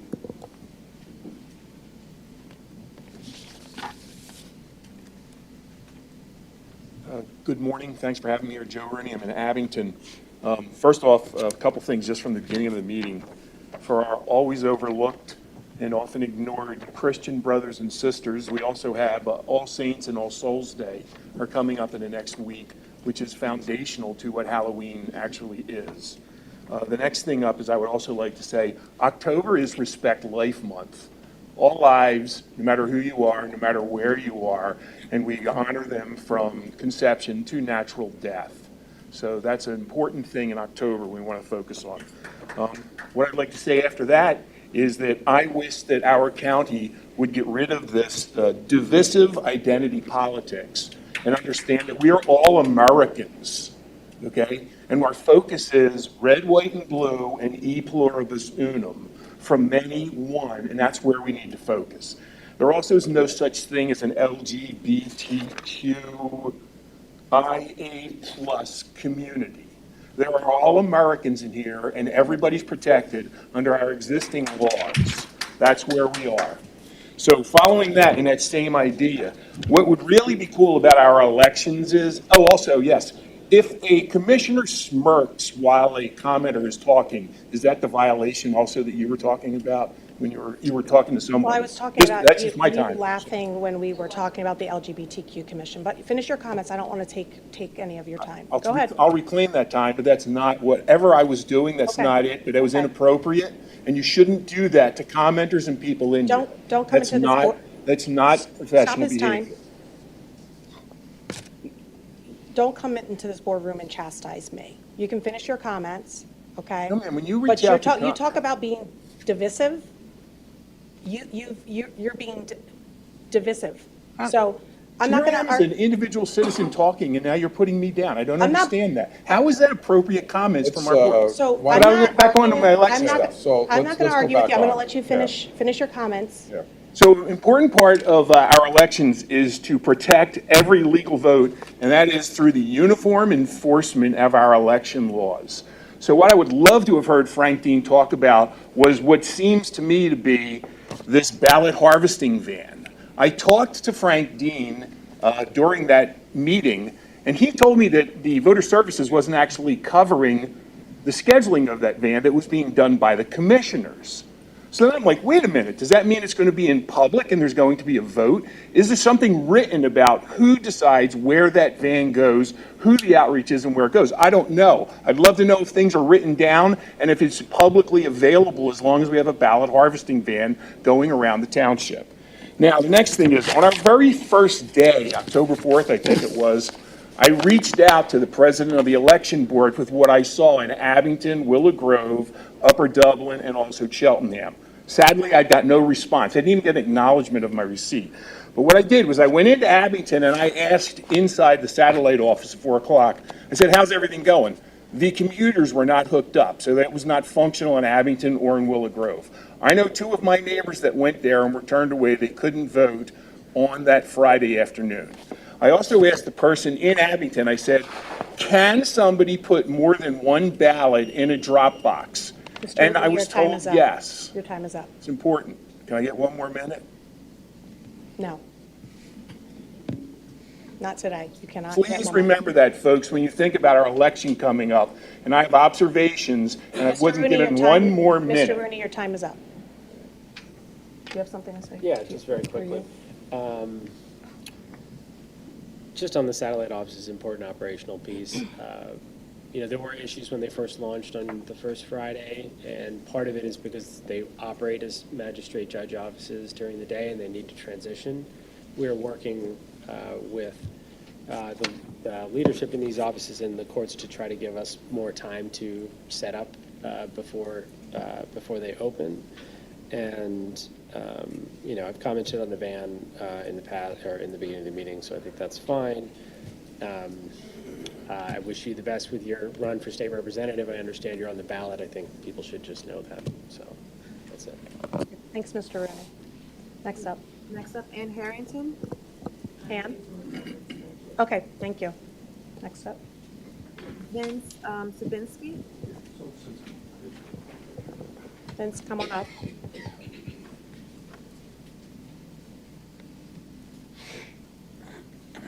Good morning. Good morning.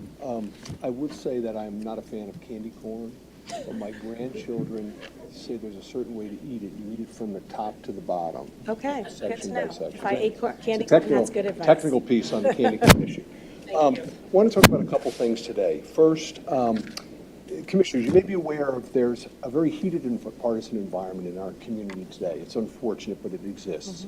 You may be aware in Woodpain Township, an individual was caught destroying, vandalizing signs of supporters of Republican candidates. The police have that information. We believe that individual will be arrested, but it's happening through various areas in different parts of our county.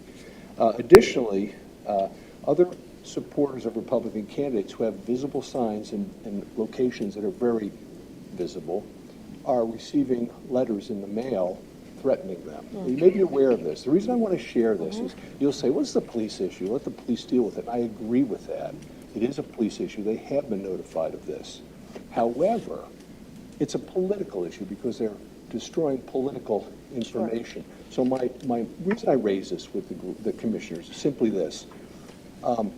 While you can't control every aspect of what goes on here, we can establish a mode or a method of suppressing this kind of information. We don't want this to happen. For example, in Woodpain, a fellow was out there with a sign cutter and a knife in the middle of the night, and the homeowner videotaped it. Now, if these two connect in the middle of the night out in the yard, something bad could happen. We don't want that in our community. So any efforts that you all can employ to bring the temperature down on this stuff is critically important. It's happening everywhere. I have the letters here. I'd like you to see these because I think it's important that you read this kind of thing. I'll leave it with the commissioners. That's great. Yeah, you can leave it with our board Okay. secretary. I will. Is that, Just want to read okay, you have one more. Just real quickly, one more comment on that letter. The letter was addressed to individuals who had visible signage in the community, across Main Line, out this way, et cetera. The writer says, I'm concerned about the level of political violence. Then he goes on to say, but more importantly, we know where you live. You are in the database. In the dead of a cold winter's night, this year or next and beyond, there is no knowing what may happen. Your property, your family may be impacted, your cat may get shot, and more. This is not the kind of stuff we want going on. They could say it's a deranged voter, it's a deranged individual, but it's happening in multiple places, in multiple circumstances. So I think it is a call to bring the level down, in our community, and really deal with what we're facing here. Last comment, I just have a few more seconds. I did try to look up information on the van, voter services van. Had I been a voter on that, I probably would not have voted for it because it's a pretty expensive van. But having said that, I do think there should be scheduling information available for the community so we know where that van is going. Where is it going? Who's using it? How is it being used? That's simple stuff. I don't think that's a big deal, and I think that could be on our website. I looked for it and couldn't find it. So I would suggest that be included as well. Okay. So with that, I'll... Thank you for your comments, and You're welcome. I would say, I wish we had more comments like that, because I don't think any of us condone any acts of political violence.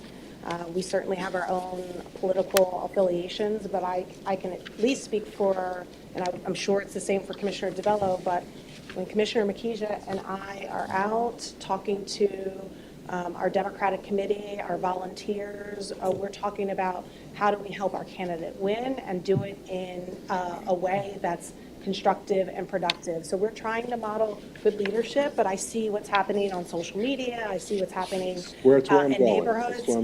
Listen, something happened at my father's house. So So I appreciate you saying it, because we do need to take the temperature down. Bring it down, let's Yep. bring it down. I'll No, leave this absolutely right. for you all. Yeah, thank you so much. Can I make a public service announcement? Yeah, you can do a PSA, as long as it's on. Yeah. For anybody out there in listening ears or watching, I don't care who you are, what party you are, leave the signs and materials alone. I've been involved in politics for over 20-plus years. I've never touched an opponent's or opposing party's materials, and I think it's ridiculous.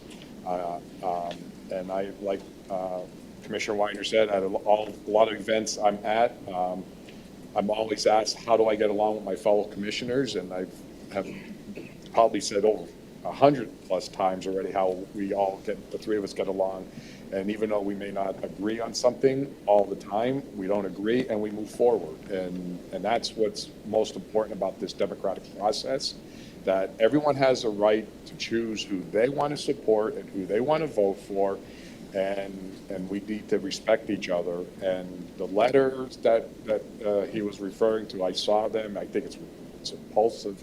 But I agree that this is, we got 2 weeks to go, and we just got to tone it down and leave everyone's materials alone. That was a good PSA. Thank you. Thank you for that. Next up, Barb Furman.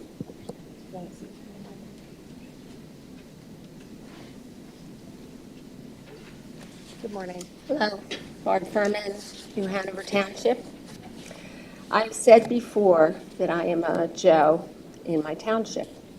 We have over 3,000 registered voters. I am concerned about the emphasis on mail-in ballots. As a poll worker, I feel voter services with the director of the president of the Board of Elections has spent so much time on mail-in ballots, drop boxes, and satellite offices. And believe it, I even had a conversation with, I believe it was Andy from Voter Services, even apologized to me about the dropping of the ball on communication with the poll worker teams. Now I get these reminders at my address. My daughter and son-in-law lived with us for a year. They moved in June of 2023 to South Carolina. They were still on the roll in November, and very well could have voted. There was nothing to stop them in November of 2023 except me, because they were registered in South Carolina. It hasn't changed. They're still on the list. Now they are inactive. And yet, I get reminders. They get reminders at my address that they should apply for a mail-in ballot. There's no reason for an inactive voter to get a mail-in ballot. I have activated voters that were inactive at the precinct. That's what the judges of elections do. And so what we do at the precinct is a person who is local, making sure that that person actually lives at that address. They even got, I talked to my daughter today, and I said, have you gotten anything? She did call Voter Services. She never got a return call back. They did get something a couple of months ago at their address in Myrtle Beach, asking them, do you still live there? Our voter rolls, I have seen this over and over again as a judge of elections in my neighborhood. People who haven't lived there for years. They're on the inactive list. And these people, every single one of them, have gotten one of these, obviously. I mean, it's not just coming to my house. So, and by the way, the over 300 that need to be cured, when they go in person to the precinct, all of those things are resolved on the day of the election. It isn't a problem to cure them because they put it in, it doesn't work, we see what the problem is, their ballot can be counted. So voting in person is the most secure.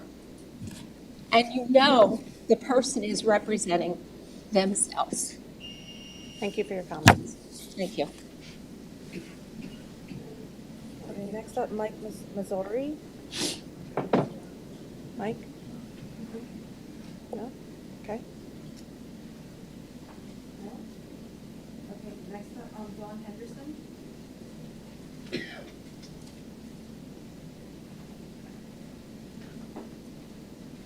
Before you start my time, please don't interrupt me. I'm not prepared. I just came because I couldn't get in online, so please Okay. hold your comments and please don't be argumentative. That's all subjective. So I think there's been a little bit of that. Thank you. So I'm not prepared, but I have a lot to say. I can validate, and most of these people I don't know. My name is Dawn Henderson from Montgomery County. So I got involved when I realized we bought new polling machines as I'm about to be taxed on my property. I'm from Philadelphia, born and raised, multiple generations, pushed out of my neighborhood, my beautiful, not far from Kensington, and that is where my family landed when they were pushed out of Europe from the Holocaust. So we know the state of Kensington, I then was pushed out of Northeast Philadelphia, and I'm now being pushed out of Montgomery County. My property taxes are astronomical and keep rising. So when you all decided to buy new machines, you're affecting me that was raised by a single parent, a woman who was brave enough to walk away from a father who was not worthy to stay with. We still climbed and clawed. I am not privileged by any means. But whatever you do, we're going to overcome it. So with that said, Neil, I've been trying to get a hold of you. Someone from the office called me. And I told you, and you keep saying that United States postal boxes are safe. There's video evidence on the news. I told your office this, but after I told your office this, you still said it. Are you going to recant that? Because when I was sitting at my box 17, which is very unsafe, I don't have enough time to stand here and tell you, and your staff is approaching me with no badges, nothing, and for no reason. And I'm a nurse, and I have to have badges and have to countersign things. What accountability does your security guard, who told me personally, because he was checking on me and violating my rights, that he saw 5 ballots drop? What is his incident report, or who is his chain of command that he's reporting that? He doesn't know what this supplemental ballot is. He doesn't know what the supplemental ballot, and he told me. He doesn't know what the ballot is or what it looks like when he's supposed to accompany these 5 ballots. Back to what you didn't answer my question, Neil, is my security guard, who then was called on me, and I'm sitting in my car doing nothing but watching the ballot, because my ballot box doesn't look like yours downstairs. And that's a beautiful box, and every box should look like that.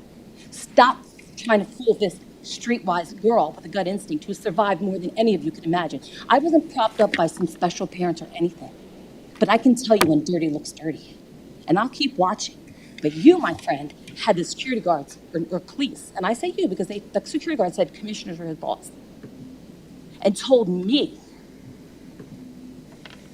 that, and I have it on video, right? He told me that the blue ballot box is a known thing to be robbed. And guess what? My daughter's 150 wedding invitations that I could afford climbed up from a single parent. Those boxes get robbed. Are you going to recant your statement that there's nothing wrong with those blue boxes? That was my main reason for coming here. But it took me, and I had to leave my special needs brother home right now to be here because I couldn't get online because your website stinks. And like everybody said, you can't track it again. Neil, I'm talking to you, and you just turned your head and rolled your eyes at me. Excuse me. I asked not to be Keep the interrupted. temperature down. Oh, Finish but your he's allowed comment. to ignore me.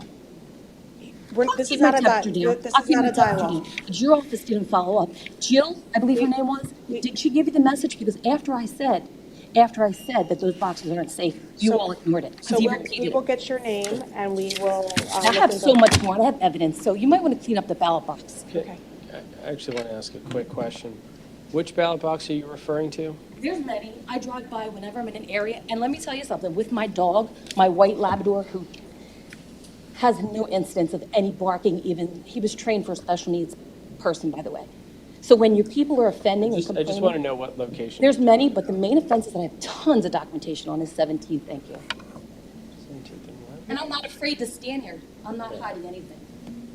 Next up, we're gonna move on to Zoom. We have Joanne Schweitzer. Schweitzer, I'm sorry if I said that wrong. Joanne, can you hear us? Joanne?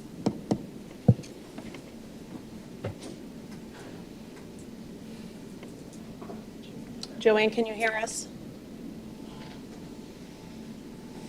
Okay. Volume up. Okay, let's move on to Marlene Laska. Marlene?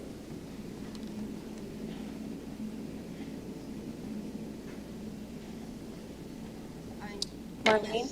Yes, I can hear you. She's talking. Yeah, can we just turn the volume up a little bit so we can hear? Hold on a second, Marlene. Okay. Okay, we can hear you now. Go ahead. Okay, great. Marlene Laska, Upper Providence Township. Titles 25, Section 3031.13 requires precinct reconciliation. But we're wondering what is being done relative to Title 25, Section 3154. We may need to meet offline to delve into the details of this, but I would like to set up a time frame where we can get insight into this reconciliation. Also, wondering what is the response to my comment at the last Board of Commissioners meeting. The comment was relative to the 2% recount being done manually. I just sent an email to the Board of Elections and never received a response. To recount Title 25, Section 3031.5 states that the recount has to be done in accordance with the report. The report is generated when a county uses a machine. The report is developed when a county uses a machine. I mentioned this before, received the feedback that the county is using the Pennsylvania Department of State directive, but the law takes precedence over a directive, which means that if the county is using the machine, the machines, then the county cannot use 3031.17, but must use 3031.5. Given this legal opinion, we're wondering what is the updated procedure with 2% recount. Thank you. Thank you, Marlene. If there's follow-up from what she's brought up, then if you could, some of the things that she brought up. Yeah, we'll follow up. Okay, thanks. Okay. Thanks, Marlene. Okay, next up is Adrian Seltzer. Adrian, can you hear us?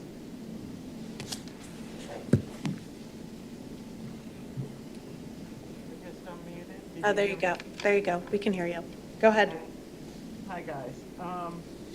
I just want to comment on the excellent poll worker training that I had. I've lost time at this point, but I think it was last week. It was like the person who does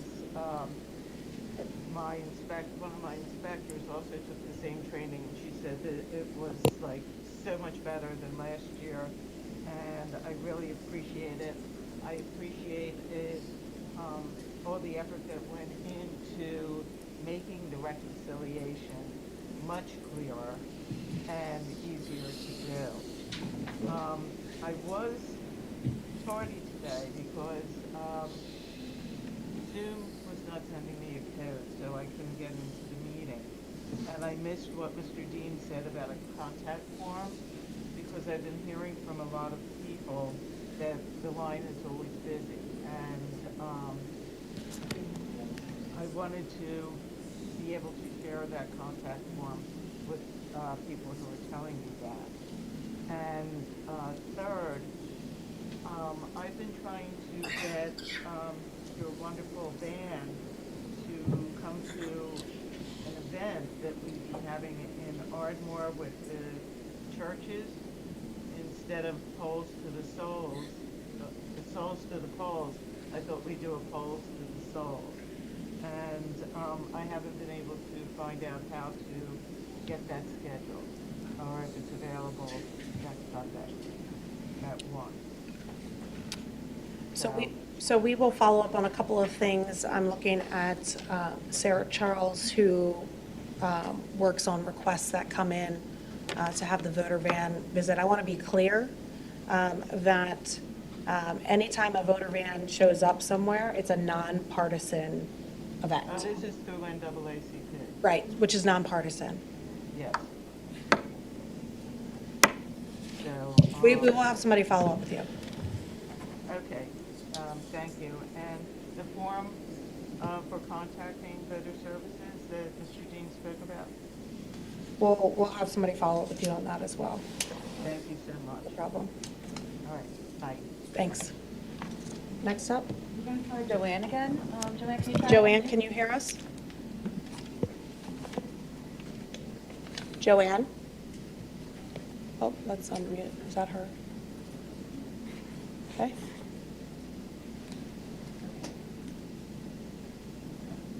Can you unmute her? Joanne, can you hear us?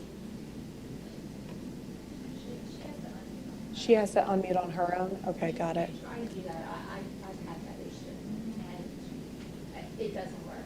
So I don't know what the issue is, but it's happened to me. Okay. Can you take down Joanne's contact information, and we can follow up with her after? Okay. There's no other public comment. Okay. Thanks, everyone, for your public comments. Do we have any closing commissioner comments? Just quick comment that this weekend's our last weekend for satellite offices. I'm sure it's going to be busy. And I want everyone to know that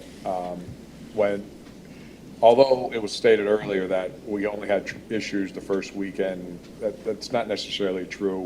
The Shore system that's run by the state that we have no control over, that we have to use to verify voters, does go up and down throughout the days when we're utilizing them. So from time to time, it may cause some delays in processing of applications and processing of the ballots. So hopefully the system is rested after a long week of not being utilized and will be functioning well this weekend. But if and when the system does go down, please keep in mind that it's not the workers at the satellite office's fault. They have no control over it, and they will do everything they can to wait or help to get the system back up and running. But it does go down, and it does have an impact on wait time sometimes. I'm not saying it will happen, but it may happen, and if it does, just be courteous to the people that are working inside. Okay, thank you. Anything? I mean, I can agree with that. The Sure system is 20-some years old. It's, it's like, it feels a little bit like the Windows 95 of voting systems, and I'm sure it was great when it came out, but I wouldn't still be using it. And the state, we really got to push them to change that after this election, because they can, it would make things much faster across the board in satellite operations and registration. We'd be able to work much more efficiently with our staff as well. So the other thing I would just note, in response to one of the comments, there have been voters who have contacted me who have felt intimidated and harassed by individuals who have been videotaping people at drop boxes. When we receive those complaints, they are sent to the district attorney's office, because no voter should feel intimidated, no voter should be intimidated when they're trying to exercise their right to vote. So I think it's very important that people recognize that that's how we handle those situations as well, and we'll continue to do that. And I hope that when we talk about lowering the temperature, one of the ways of doing that is not impeding and interfering with other people's rights to vote, right? And No one needs to be a vigilante. We monitor every Dropbox. It's recorded. Anything that needs to be sent to the district attorney is sent. And yeah, I will leave that at that. Finally, I think this is, yeah, we don't have an election board meeting. Now, the next one will be post-election, right? Right before the election. Right before the election? Yep. Okay, so we'll have that. That's all I got. I don't, not to be argumentative, but we do not monitor Dropboxes. We videotape Dropboxes, and unless there's something reported that we could go back to the videotapes, that's what we do. Dropboxes, unlike Chester County and Bucks County, who have hired and have security at the Dropboxes, we don't. But they are not monitored. And we have instances, I've seen it myself, where people are dropping off multiple ballots. So, you know, it is what it is, but let's not say they're monitored. They're not. So what I would say, just in closing, is, you know, we talked about giving people grace and our employees grace at the satellite offices this weekend, but I would also say that on Election Day, right, that's prime time, and we don't want any voter in Montgomery County to feel intimidated or scared to come out and exercise their right to vote at the poll. And so I would equally ask that heading into actual Election Day, that we model good behavior. And we can want a candidate to win, but we don't have to be nasty about it. And so I think we all have a responsibility as neighbors to treat each other as you would expect to be treated. And so I would ask, there are tons of poll workers and people that are working hard to pull off our election on November 5th. And I would just ask that we model good behavior heading into Election Day. And so with that, our next Board of Commissioners meeting will be Thursday, November 14th at 10 a.m. in this boardroom. And I'd like to make a motion to adjourn the October 24th, 2024 meeting of the Montgomery County Board of Commissioners. Is there a second? Second. Second by Commissioner DeBello. Any board comment? Hearing none. All in favor? Aye. Aye. Motion carries. Next up, oh, there's our controller. Let's see, any public comment on salary board?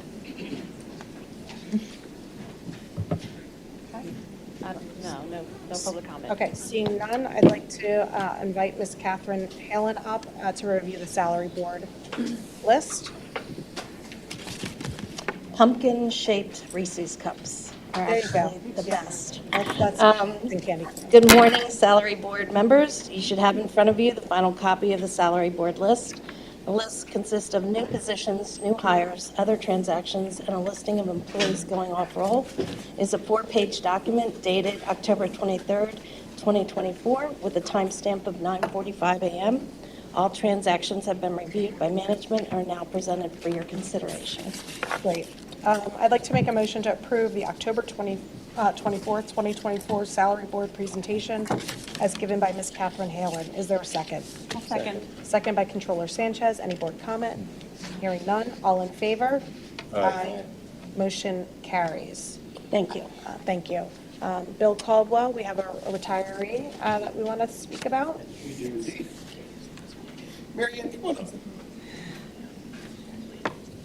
Commissioners, board members, thank you for letting me speak today. It's bittersweet when you get to come up and speak about an employee that has been with your department and been with you for, gosh, we've been together as long as I've been here, and you've been here a lot longer than that. Yes. How long have you been? 22 years. 22 years.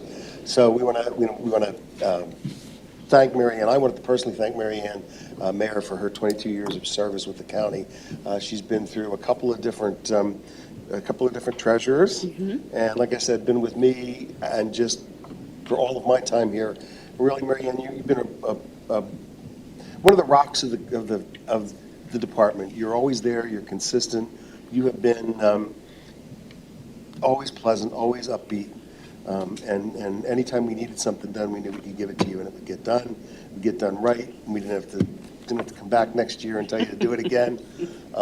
That's a really wonderful thing, and that's the sweet part. The bitter part is we won't be able to see you again as much as we do now, and that's terrible. But you're off on a new adventure, and that's good for you. So, thank you for all of your service. Thank you for being a good friend of mine too. I appreciate it.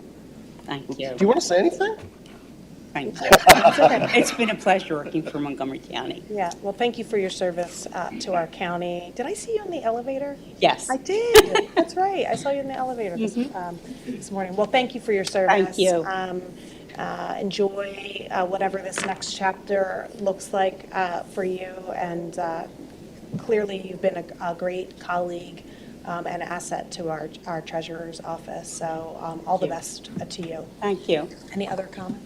Well, I don't know if this is accurate or not, but I believe our Katie is also leaving us. Yep, I'm getting to that. Oh, Yep. sorry, I didn't want to. I just want to say thank you, and also thank you for coming in here today so that we could thank you in person. Thank you. It's so nice when we get to thank you in person for all your years of service, so I appreciate that. Great. Thank you. All the best. Thank All right, Katie, get back up here.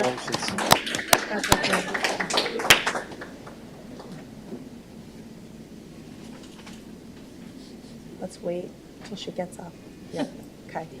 So we haven't had a chance to talk one-on-one, but Katie Halen, our Chief Human Resource Officer, will be leaving the county in the next week. And I just want to personally thank you for really raising the level of play of our county HR department.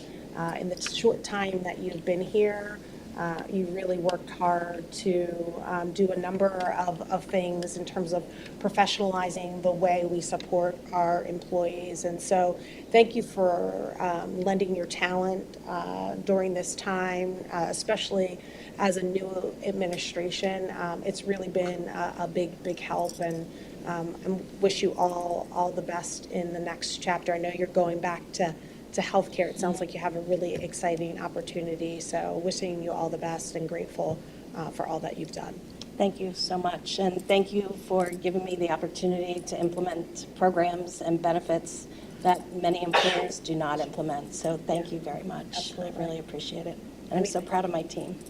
Anything else? No, I mean, it's been a short couple months that we've been here with you, but I think you've done an amazing job. You've made a lot of good changes from what I understand and what I've seen. So you're going to definitely greatly be missed. And I'm just curious, do you still put the candy corns on your teeth like bags? No, I do not.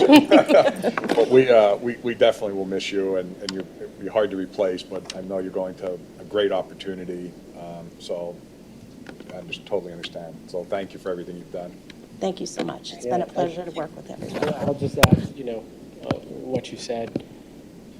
The policies we've been able to implement this year have been historic in many ways, and that's thanks to you and your team. And it's going to have an effect for a long time for all the employees of the county, and that's lasting. So thank you.